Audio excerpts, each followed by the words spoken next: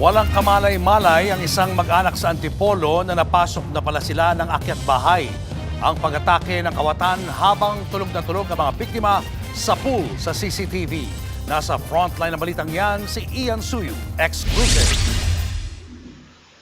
Linggo ng madaling araw sa Barangay Mayamot sa Antipolo, mahimbing na natutulog ang mag-anak na ito sa kanilang kwarto. Maya-maya, may biglang pumasok na isang lalaki.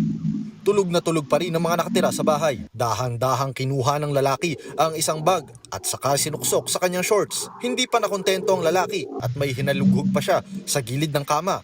Malapit sa nakahigang bata, kitang-kita sa CCTV camera ang mukha ng akyat bahay. Pagkakuha sa mga gamit, dahang-dahang umalis ang kawatan. Kinaumagahan na nang malaman ng may-ari ng bahay na nanakawan pala sila.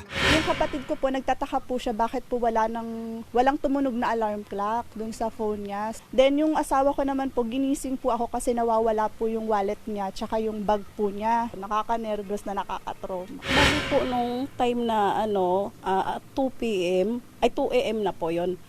Nag-CR po yung asawa ko. Tapos, kasi may narinig daw po siyang parang nagkahol yung aso, so sumili po siya sa labas, banda sa terrace. Wala naman daw tao. So, diretso na siya sa CR. Pag galing niya sa CR, diretso na sa higaan namin.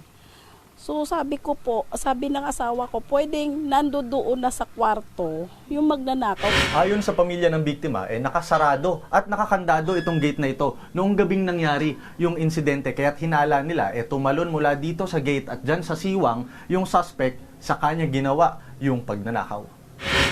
Natangay mula sa mga biktima ang ilang cellphone, gadget at cash na aabot sa 20,000 pesos ang kabuuang halaga. Pagkatapos ng pagnanakaw, meron silang nakitang naiwang gamit ng suspect, habang na-recover naman ang mga natangay na bag at wallet sa katabing bakanteng lote. Pero wala na ang mga laman nitong pera.